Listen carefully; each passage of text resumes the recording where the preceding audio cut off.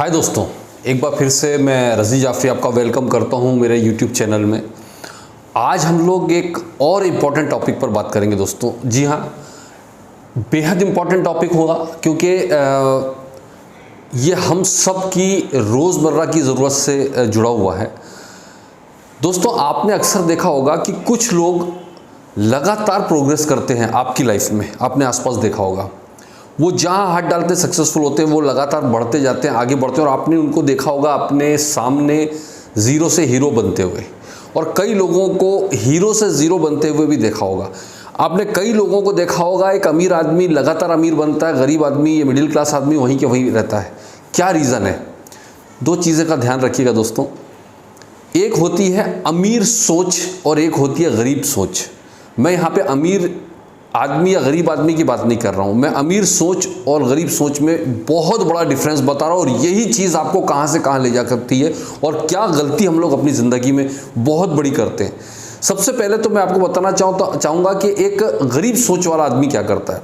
सुबह उठता है, वो काम पर जाता है, शाम को आता है और अपने घर पे आके अपने फैमिली के साथ में थोड़ा टाइम बिताता है, सो जाता है।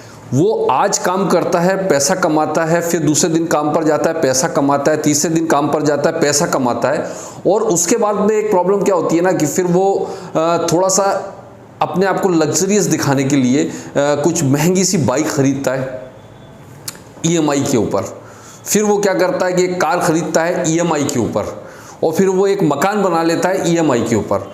और फिर पूरी ज़िंदगी वो काम करता है, पैसा कमाता है, ईएमआई भरता है, काम करता है, पैसा कमाता है, ईएमआई भरता है। और पता चलता है एक दिन पूरी लाइफ उसकी निकल जाती है ईएमआई भरते भरते। और एक दिन 4 लोग आते हैं, कंधे पर उठाते हैं और लेकर चले जाते हैं। यही लाइफ है। पूरी लाइफ वो स्ट्रगल करता है, मिडिल क्लास बना रहता है और उसकी लाइफ इसी तरह से। इसीलिए एक आम मिडिल क्लास या गरीब आदमी कभी भी अमीर या सक्सेसफुल नहीं बन पाता, सिर्फ इसी सोच के। और यही चीज़ एक अमीर सोच वाला क्या करेगा, मैं अमीर आदमी की बात नहीं कर रहा हूँ, अमीर सोच वाला आदमी क्या करेगा आप देखिए उसको। वो भी सुबह उठेगा, काम पर जाएगा, वो भी उसी की तरह है, वो भी उसी तरह मिडिल क्लास है, वो भी गरीब है, लेकिन वो काम पर जाएगा। और वो काम पर जाके जो पैसा कमाएगा, उस पैसे से वो ईएमआई पर लग्जरी गाड़ी नहीं खरीदेगा, ईएमआई पर कार नहीं खरीदेगा, मकान में इन्वेस्ट नहीं करेगा। वो क्या करेगा, पैसा कमाएगा और उस पैसे से कुछ पैसा बचाकर वो उस पैसे को काम पर लगा देगा। मतलब अब क्या होगा, काम करने वाले उसके पास 2 लोग हैं, वो खुद भी काम कर रहा है, पैसा कमा रहा है, और अपने पैसे को भी काम पर लगाया और वो पैसा भी काम कर रहा है, पैसा कमा रहा है, पैसा भी पैसा कमा रहा है। जबकि उस बंदे ने क्या किया था आपको मैंने पहले बताया। अब क्या फर्क है यहां पर? अब ये बंदे ने इस पैसे को ऐसी जगह पे लगाया जिससे वो पैसा बड़ा पैसा कमा रहा है कंटिन्यू। कुछ टाइम के बाद देखते हैं कि इसके पास एक बहुत बड़ी वर्थ क्रिएट हो जाती है, क्योंकि वो पैसा भी काम पर लगा हुआ था। तो वो पैसा कहाँ काम पर लगा हुआ था, किस जगह पर वो पैसा काम कर रहा था? तो ये सोच हो जाती है, अमीर आदमी हमेशा पैसे से पैसा को कैसे बनाया जाए, मल्टीप्लाई कैसे किया, इस सोच में लगा रहता है। और एक गरीब आदमी जो होता है ना, गरीब सोच वाला आदमी होता है ना, वो उसके लिए पैसा कमाने का, पैसे से पैसा कमाने का मतलब है बस वो पुराने ट्रेडिशनल ढर्रों की तरह इन्वेस्ट करेगा या पैसे को ख़राब करेगा, बर्बाद करेगा। तो यहाँ पर ये पैसा कैसे कमा रहा है, ये क्या करता है, पैसे से थोड़ा पैसा बचाएगा। और ऐसे इंस्ट्रूमेंट देखा है मार्केट में, ऐसी जगह देखता है जहाँ इन्फ्लेशन रेट या महंगाई दर से ज़्यादा पैसा बन सके। ऐसे बहुत सारे ऑप्शन है। अगर आप, कई बार क्या होता है हमें जानकारी नहीं होती, इसलिए हमें पता नहीं होता है। वो बंदा म्यूचुअल फंड्स में जाएगा, वो बंदा एसआईपी क्रिएट करेगा, वो बंदा स्टॉक मार्केट में जाएगा, वो बंदा जब धीरे धीरे वो उस जगह, जैसे वो गरीब सोच वाले ने क्या किया था, ईएमआई पर मकान ले लिया इसने, ईएमआई पर हो सकता है एक शॉप खरीद ली, दुकान खरीद ली, या कमर्शियल प्रॉपर्टी खरीद ली, जिससे उसको रेंट आएगा, बड़ा रेंट आएगा और उसकी वैल्यू भी बहुत तेज़ी से बढ़ेगी उस प्रॉपर्टी की। तो इस तरह से इंस्ट्रूमेंट बहुत सारे मार्केट में मौजूद हैं जहां पैसे से पैसा बना सकते हैं और तेज बना सकते हैं। पैसे से पैसा ही नहीं बनाना, बल्कि ऐसे बनाना है कि जहां इन्फ्लेशन रेट को बीट कर सके। अब वो जो गरीब सोच वाला बंदा है वो क्या कर रहा है, अब आप सोच के देखिएगा। वो क्या कर रहा है कि ज़्यादा से ज़्यादा बचत के नाम पर वो पुराने इंश्योरेंस पॉलिसियाँ खरीद लेगा। 20-20 साल तक वो पैसा 20 साल तक भरेगा, 30 साल तक भरेगा, और उसको रिटर्न क्या आएगा आप देखिएगा कि जितना पैसा भरा है उससे थोड़ा सा 3-4% का रिटर्न, 25 साल में उसका पैसा मुश्किल से डबल हो पा रहा है। यानी वो इन्वेस्टमेंट तो हुआ ही नहीं बल्कि अपना पैसा डिप्रिशिएट हो गया। आपका महंगाई दर 8% 9% की दर से बढ़ रही है, आपका पैसा 5-6% की दर से बढ़ रहा है। आप अपने पैसे को सड़ा रहे हो, गला रहे हो, बर्बाद कर रहे हो। ये इन्वेस्टमेंट नहीं हुआ, ये आपकी गरीब सोच दर्शाती है, शायद आपको पता नहीं है। इसलिए फिक्स डिपॉजिट में पैसे को लगा देना। तो फिक्स डिपॉजिट में पैसा 5-7% का, आपको 6-7% का डिपॉजिट रिटर्न मिल रहा है, और उसमें से भी मैक्सिमम जो है इनकम टैक्स उसको खा जा रहा है, क्योंकि टीडीएस कटता है, इनकम टैक्स खा जाता है। तो टैक्स हटाने के बाद में आपका पैसा क्या बचा? इन्फ्लेशन रेट से 2-3% नीचे पैसा जा रहा है। तो आप फिक्स डिपॉजिट्स में, इंश्योरेंस पॉलिसी में पैसा फंसा देते हो, आप पोस्ट ऑफिस स्कीम्स में पैसा फंसा देते हो, तो आप अपने पैसे को गला रहे हो, सड़ा रहे हो, बर्बाद कर रहे हो। इसके बजाय ऐसे इंस्ट्रूमेंट में हमको पैसा डालना होता है जहां इन्फ्लेशन रेट से ज़्यादा का इन्वेस्टमेंट और बहुत ही, ये वो इंस्ट्रूमेंट्स हैं जो आपको आने वाले 10 साल 20 साल में करोड़ों रुपए कमा कर दे सकते हैं।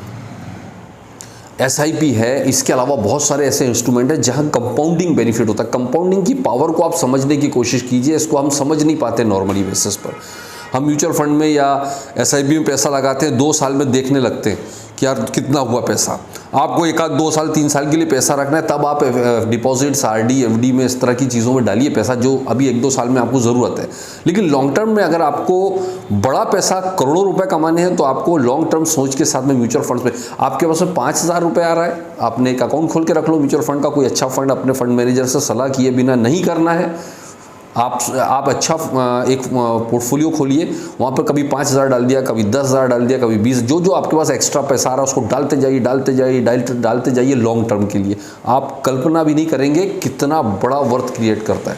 एक फ्लेक्सी कैप फंड का मैं आपको एग्जांपल दूं, 2005 में लॉन्च हुआ फ्लेक्सी कैप फंड, दिसंबर 2021 तक 10 लाख की वैल्यू को 1,86,00,000 में कन्वर्ट किया फ्लेक्सी कैप म्यूचुअल फंड ने।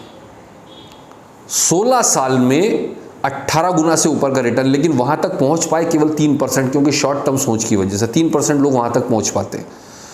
बहुत से इंस्ट्रूमेंट आज ऐसे हैं जो आपको, अमीर सोच अगर आप रखते हैं, अगर आप थोड़ा स्टडी करने में विश्वास रखते हैं, थोड़ा सा पंगा लेने की ताकत है आपके अंदर, थोड़ा सा इनोवेटिव करने के आपके अंदर सोच है, तो आप पैसे उतनी ही जो आपकी इनकम है आज, ऐसा नहीं कि आपके इसके लिए आपके पास बहुत बड़ी इनकम होनी चाहिए, उतनी इनकम में बहुत बेहतरीन फाइनेंशियल प्लानिंग आप कर सकते हैं, बहुत बेहतरीन अपना पोर्टफोलियो डिज़ाइन कर सकते हैं और बड़ा पैसा आप बना सकते हैं। ट्रेडिशनल ढर्रों में से निकलना होगा आपको।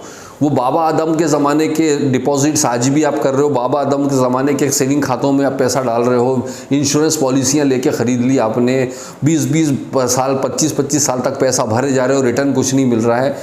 और आप यही पैसे को, अगर आपको मैं एक एग्जांपल दे रहा हूँ, 10,000 रुपीज़ पर मंथ कोई बंदा अगर एसआईपी में डाल रहा है, एक एग्जांपल है, आप 1,000 भी डाल सकते हैं, 500 रुपये महीना भी डाल सकते हैं, 10 साल में आपका value at the rate of 12%, compounding की ताकत बता रहा हूँ, 12% की कंपाउंडिंग दर से वो पैसा आपका 24 लाख के करीबन जमा हुआ 10 साल में, आपका 12 लाख रुपए जमा होता है, करीबन 24.5 लाख 25 लाख के आसपास आपके फंड वैल्यू 12% की दर से बनती है 10 साल में। 20 साल में यही पैसा जो 25 लाख बना था 50 नहीं बनने वाला है, 20 साल में आपका इन्वेस्टमेंट होता है 24 लाख का, और 24 लाख की वैल्यू 1 करोड़ से ऊपर चली जाती है, 1 करोड़ से ऊपर चली जाती है। जो पैसा आपका 50 लाख होना था वो कंपाउंडिंग की वजह से 1 करोड़ से ऊपर चला गया 24 लाख का, और यही पैसा 30 साल में आप कल्पना कर सकते हो, 30 साल में ये पैसा 3.5 से 4 करोड़ रुपए बनता है। तो ये जो यंगस्टर्स हैं उनके लिए तो स्पेशली बहुत अच्छा मौका होता है, लेकिन जिनके जो एजेड हैं उनके लिए भी मैं आपको बता दूं कि अगर आप 5 साल 7 साल के लिए भी प्लान कर रहे हो तो वो इन्फ्लेशन रेट से बेहतर रिटर्न आपको मिलके देगा, और टैक्स सेविंग होती है वो अलग। सो आप थोड़ा सा इस चीज़ को समझिए, आप अपनी परफेक्ट पोर्टफोलियो प्लानिंग कीजिएगा तो आप जहां हैं, जिस स्थिति में, उस स्थिति से भी बहुत ही बेहतरीन तरीके से अपना पैसा बना सकते हैं, अच्छा पोर्टफोलियो बना सकते हैं, और पैसे से पैसा बनाकर आप एक अमीर शख्स बन सकते हो। इसके लिए ज़रूरी नहीं कि आप बहुत पैसा कमाएं, जो कमा रहे हैं उसको सही जगह, उस पैसे को सही जगह काम पर लगाएं। मैं आपको वादा करता हूँ आप बहुत बड़ा पैसा यहाँ से बना सकते हैं। Wish you all the best. Thank you.